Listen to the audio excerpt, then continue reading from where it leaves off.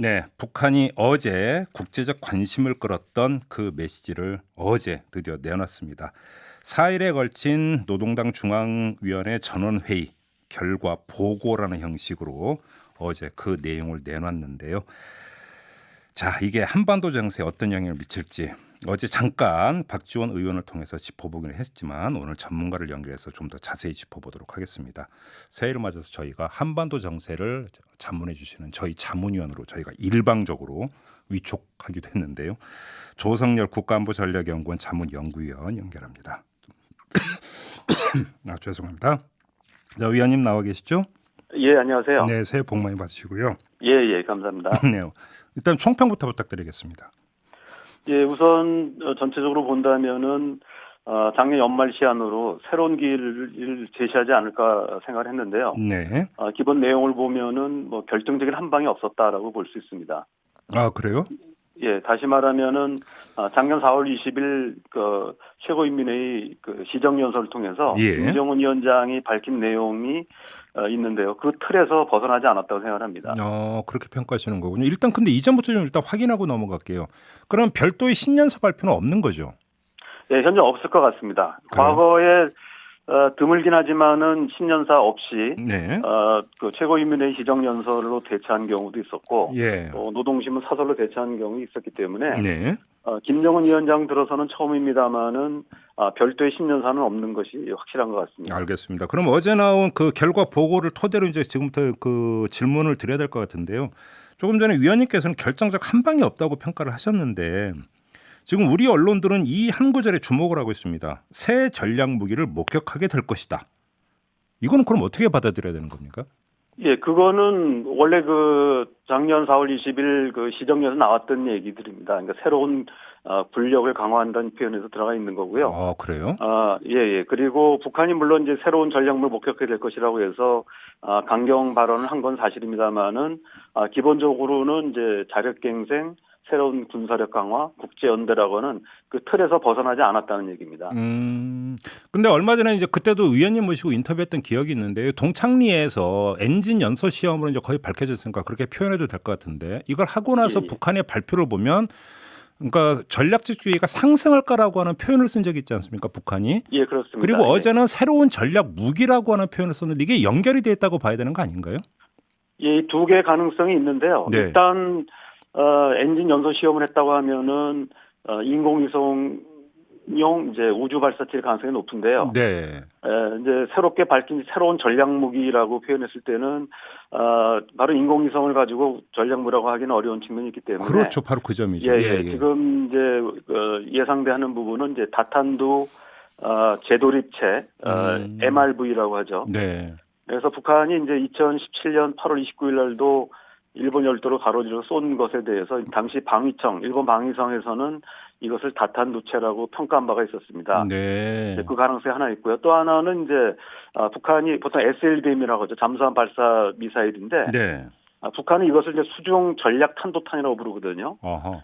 그러니까 전략이라는 단어를 쓰고 있는 걸 봤을 때 북한이 동해나 이런 지역에서 실제로 SLBM을 시험 발사 가능성 이런 부분들이 있습니다. 예. 이런 부분이 있고 그다음에 기타 이제 ICBM을 고체 연료로 쏘는 얘기들이 있는데 이거는 현재로 봤을 때는 북한의 기술력으로 봤을 때는 아직은 좀 시기상조가 아닌가 생각합니다. 그렇게는 보지 않으시는 거고요. 그럼에도 불구하고 사실은 그 노선에 있어서 큰 대전환이 있는 건 아니라는 평가시네요, 위원님은. 예, 그렇습니다. 실제로 이번 과정을 보면은 김정은 위원장이 하노이 회담 노딜 이후에 굉장히 격분해가지고 금년 연말까지 시한을 정해서 새로운 길을 강하게 얘기를 했습니다. 네. 우리가 이제 예상했던 새로운 길은 아까 말씀드린 자력갱생이나 새로운 군사력 강화, 그다음에 국제연대인데 여기서 벗어나는 뭐 이른바 병긴 노선으로 돌아간다든지 네. 핵 강국으로 다시 회귀한다든지 이런 표현을 이제 우려했었는데요. 또 하나는 이제 북한이 혹시 비핵화 협상을 전면 중단을 선언한다는 이런 걸 했는데 그런 내용들이 없었다는 뜻입니다.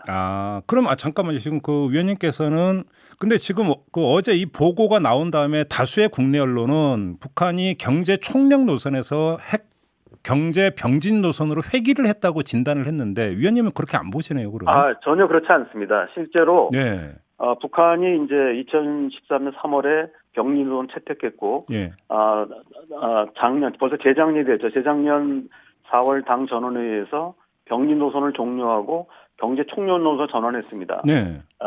그 논리대로 한다면 다시 새로운 노선으로 나갔어야 되는데 네. 실제로는 기존의 경제 총력 노선에서 큰 틀의 변화가 없습니다. 다만 이제 그 대미 압박 차원에서 그 다른 가능성들, 뭐 새로운 전략 무기라든지 또 병진 노선으로 돌아갈 가능성에 대한 시사는 했습니다만은 그런 부분들이 기본 노선 변화라고 볼 수 있는 그런 것은 없습니다. 그렇게 보시는 거군요. 그러면 이 구절이 그러면 더 이제 눈길을 끌 수밖에 없을 것 같은데 핵 억제력 강화의 폭과 심도는 미국의 금우 대조선 입장에 따라 상향 조정될 것. 언론은 이거 그러니까 대화의 여지를 남겨둔 지금 표현으로 해석을 하던데 맞습니까?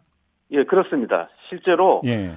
제가 아까 그래서 결정적인 한 방이 없다고 하는 것은 기존의 새로운 길의 윤곽에 대해서 그대로 유지하고 있고요. 네.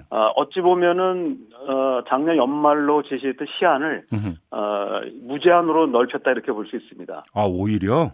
예. 그래서 아까 말씀드렸듯이 북한의 입장이 굉장히 신중해졌다 이렇게 좀 저는 보고 있고요. 네. 예, 사실 저도 굉장히 우려를 했었는데요. 네. 북한의 경우는 이제 최고 지도자가 한번 뱉은 말은 관찰한다 이런 분위기가 있었기 때문에 예.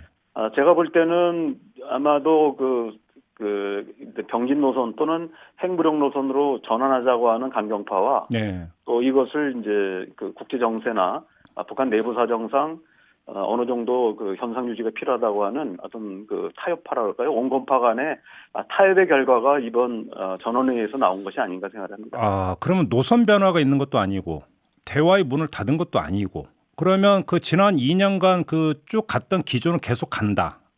일단 중간 정리는 이렇게 해석을 해도 된다는 말씀이시네요. 예, 그렇습니다. 기본 기조는 가고 있대 작년에 어떤 내부적인 충격이 있었기 때문에 네. 노선 변화의 가능성을 작년처럼 시한을 정하지 않고 시한 제한 없이 조건으로 이제 표현을 바꿔가지고요. 예.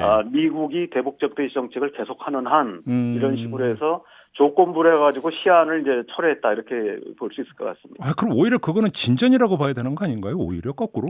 아마 북한이 그 미국과의 관계뿐만 아니라 중국이나 러시아 관계를 고려해가지고 매우 신중한 선택을 한 것 같고 이런 부분들 때문에 북한의 강경파들의 반발을 누르기 위해서 아마 당 전원회의를 이제 4일에 걸쳐서 하고 이 부분을 이제 그 당 전원회의의 입장을 정리하는 형태로 해서 김정은 위원장이 기존의 자기 노선을 큰 틀에서 벗어나지 않으면서 타협을 한 것이다 이렇게 저는 보고 있습니다. 그러면 위원님, 그 트럼프 미 대통령이 크리스마스 선물 이야기가 나왔을 때 어느 시점부터인가 갑자기 낙관적인 이야기를 했고요. 어제도 마찬가지였는데 김정은과는 좋은 관계라고 이야기를 했고 또 꽃병 얘기를 했거든요. 혹시 그러면 트럼프 대통령 이런 낙관적인 발언이 지금 의원님이 해석을 했던 그 분석을 했던 이 기류를 읽고 했던 발언이라고 봐야 되는 건가요? 예, 저도 그렇게 생각합니다. 왜냐하면 지금 김정은 위원장이 집권 이후 지금까지 과정을 보면은 북한 내부에서 핵포기 노선을 일단 결정을 하고 현재 미국과의 대화 노선을 하는데 가장 주도적 역할을 하는 사람은 김정은 위원장 본인입니다. 네. 미국 입장에서 본다면은 김정은 위원장이 가장 개혁적인 인물이라고 볼 수 있거든요. 예. 그렇기 때문에 김정은 위원장의 위상을 흔들지 않으려고 하는 트럼프 대통령의 배려가 있다고 생각하고요. 그렇기 때문에 작년 그 4월 12일 날 그 한미 정상회담을 통해서도 트럼프 대통령이 김정은 위원장에 대한 긍정적 메시지를 보냈고 또 6월 30일에도 판문점에서 전격 회동을 하지 않았습니까? 네네. 이런 부분들은 트럼프 대통령이 김정은 위원장을 단순히 뭐 그 수사적인 표현이 아니라 실제로 약속을 지키고 있는 사람, 그러니까 가장 북한 내에서는 개혁적인 인물 이렇게 보고 있는 것 같습니다. 그러면 그 김정은 위원장의 입지를 강화해 줄 수 있는 뭔가를 또 내놔야 되는 거 아닙니까, 트럼프는? 예, 근데 트럼프 대통령도 본인이 이제 제코가 석자라고 당장 이제 그 협상 진전된 내용을 내놓을 경우는 국내적으로 가뜩이나 어려운 처지에 있기 때문에 공격을 받을 수가 있습니다. 그래서 김정은 위원장을 달래면서도 사실은 좀 시간적으로는 트럼프 대통령도 굉장히 좀 어려운 입장이라고 봅니다. 그렇기 때문에 그게 이제 김정은 위원장으로서 그게 불만이겠지만 말로만 이제 좋은 얘기를 계속 하고 있는 것이죠. 그래서 상황을 악화시키지 않으려고 하는 것이 트럼프 대통령의 생각인 것 같습니다. 알겠습니다. 아무튼 위원님의 지금 진단을 정리를 하면 북미 관계에서 그 대전환 이런 것들은 없고 이전 2년 동안의 기조는 계속 가긴 갈 거다라고 이제 말씀을 하시는 거고요. 그럼에도 불구하고 북한 입장에서는 아니면은 경우에 따라서는 전략 무기를 선보일 가능성도 열어두고는 있다 이런 그렇죠. 말씀이시잖아요. 열어놓고 있습니다. 예, 예. 그런 그러면 면에서 그런 정도의 변화는 있습니다. 새로운 전략 무기를 뭔가 정말로 어떤 그 선보이는 어떤 계기는 뭐라고 봐야 되는 걸까요? 내지 시한은 어떻게 봐야 되는 걸까요? 제가 볼 때는 북한이 먼저 전략 무기를 선보일 가능성은 높지 않고요. 예. 오히려 그 요번 표현도 보면은 미국이 작년처럼 이제 한미 군사 연습을 대규모로 강행하거나 음흠. 또는 뭐 동해나 이런 지역에 무력 시위를 하거나 이런 부분이 있을 때는 북한이 반드시 아마 대응할 수밖에 없다고 보는데요. 예, 예. 그렇지 않으면은 북한이 판을 먼저 깨면서 나가기는 어렵다 이렇게 저는 보고 있습니다. 그렇게 보시는 거군요. 알겠습니다. 그리고 이번 전원회의에서도 그 주목할 만한 변화가 인물 교체가 좀 있다라고 하는 보도가 오늘 나왔던데요.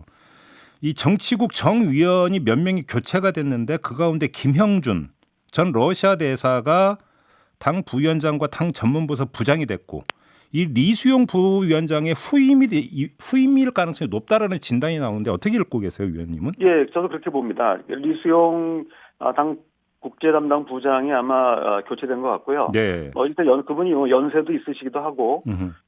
또 이제 지금 그 작년에 있었던 회담을 실질적으로 배후에서 지휘를 했었는데, 네. 성과가 없었기 때문에 약간 문책성도 있다고 생각합니다. 그렇게 그에 보시면. 대해서 이제 러시아 대사를 맡았던 김영준이 이제 국제부장과 당 부위원장 올라간 것은 네. 향후 북한이 얘기한 새로운 길 가운데에서 국제 연대에 해당되는 그 부분에서 이제 러시아 대사를 역임했기 때문에 중국과 러시아 관계를 고려한 이런 인사가 아닌가 생각합니다. 그러면 아무튼 그 리수용 그 부위원장의 후임으로 봐도 된다 이런 말씀이시고요. 현재는 그렇게 저는 판단하고 있습니다. 그리고 또 한 명 리병철이라는 인물이 그 김정은 체제에 들어서서 핵 무기 개발을 그 주도했던 사람이라고 하는데 이건 어떻게 읽어야 되는 겁니까? 예, 그 부분은 이제 북한이 지금 장기전을 예고하고 있고 또 미국의 태도가 네. 아직 불확실하고 다시 말하면 트럼프 대통령과의 협상도 불투명할 뿐만 아니라 예. 오는 11월 3일 미 대선에서 민주당이 집권하거나 이럴 경우는 북미 관계가 더욱 악화될 수가 있기 때문에 네. 여기에 대해서 이제 장기적으로 준비한다 이렇게 볼 수 있습니다. 그런 면에서 무기 개발의 핵심인 리병철이 당 제1부부장에서 당 부위원장으로 승진했다 이렇게. 이른바 새로운 전략 무기를 총괄하고 있는 사람을 부위원장으로 승진을 시킨 거다 이렇게 해석을 하면 그러니까 되는 이제 거죠. 뭐 단순하게 타협을 했다는 것은 아니고 북한이 미국의 태도 변화를 보고 입장을 결정한다고 했기 때문에 네. 지속적으로 이제 핵무력을 증강시키는 이런 노력은 계속할 것으로 보이는 것이죠.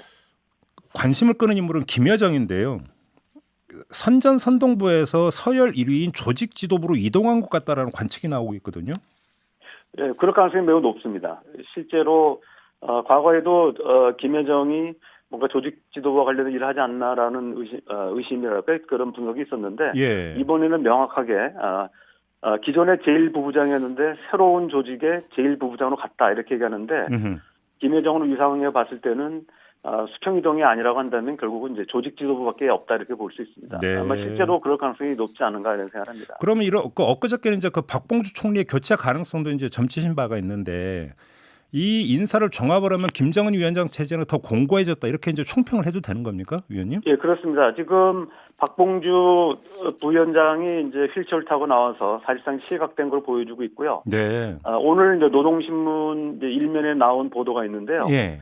거기 보면 이제 김정은 위원장뿐만 아니라 최룡해, 그다음에 김재룡이 이제 내각 총리였는데 이 박봉주가 어떤 서열 3위로 알려져 있었는데 오늘 노동신문에 나온 걸 보면은 김재룡 내각 총리를 박봉주 부위원장 자리에 대신해서 호명을 했습니다. 아하. 이런 부분 봤을 때 박봉주가 이제 실각을 하고 네. 김재룡 내각 총리가 실질적인 3인자 경제적인 총괄하는 자리에 올라선 게 아닌가 이런 평가할 수 있을 것 같습니다. 알겠습니다. 그럼 이제 종합 정리를 좀 하면 북미 관계가 다시 어떤 궤도에 올라가기 위해서는 아무래도 미국 요인, 그러니까 그 트럼프 대통령이 재선 이제 가시권에 들어가느냐 안 가느냐 일단 이것까지 보고 나서는 이제 움직일 수 있을 거다 이렇게 봐야 되는 걸까요? 예, 본격적인 그 타결은 그때 가능하지 않은가. 그래서 그 동안에는 이제 상황 관리가 필요하다고 생각을 하고요. 네. 그렇다고 해서 재개 노력이 없다는 얘기는 아닙니다. 다만 이제 3차 정상회담은 아마 그 이후에나 가능할 거라고 보는 거고요. 네. 그 이전에는 고위 실무회담을 통해서 우선은 제가 볼 때 상황을 악화를 방지하기 위해서 현상 동결 합의, 스탠드 스틸 어그리먼트 같은 이런 합의가 필요하다고 보고요. 이것은 마치 이제 평창 동계올림픽을 앞두고 한미 군사연습을 연기하고 북한도 군사 도발을 자제하는 형태가 있었지 않습니까? 네네. 이런 부분들의 현상 동결 합의 이런 부분들을 조속히 북미 간에 남북 간에 체결해서 예. 일단은 상황을 악화시키지 않도록 해놓는 게 중요하다고 생각합니다. 바로 그 상황이 점인데 악화되면은 예. 재개하는데 어려움이 있거든요. 그러니까 유튜브로 베이잉님이 바로 그 질문을 주셨는데 한미 군사 훈련을 그러니까 중단하는 게 가능하다고 보시나 이렇게 질문을 주셨네요. 예, 지금 폼페이오 국무장관도 그동안에 미국은 합의를 이행해 왔고 네. 대규모 군사 연습을 자제해 왔다는 표현을 썼습니다. 네. 작년의 경우는 이제 동맹 19-1을 해서 실제로 네. 규모 축소해서 했는데 저는 이제 이번의 경우는 뭐 좀 더 연기를 하든지 해서 네. 미 대선 이후로 연기하는 것이 바람직하지 않은가 생각합니다. 알겠습니다. 이제 마무리해야 될 텐데요. 제가 인터뷰 이제 시작을 하면서 우리 위원님을 저희 시선 집중의 안보 관련 자문 해설위원으로 일방적으로 위촉한다고 예, 감사합니다. 뭐 수락하시는 거죠, 위원님? 예, 감사합니다. 계속 도움 말씀 아주 그 영향가 있는 도움 말씀 부탁드리고요. 다시 한번 새해 복 많이 받으시기 바랍니다, 위원님. 예, 건강 조심하십시오. 네, 고맙습니다. 예, 감사합니다. 네, 지금까지 조성열 국가안보전략연구원 자문연구위원이었습니다. 이슈의 핵심을 꿰뚫는 예리한 시선, 믿고 듣는 진품 시사 김종배 시선 집중.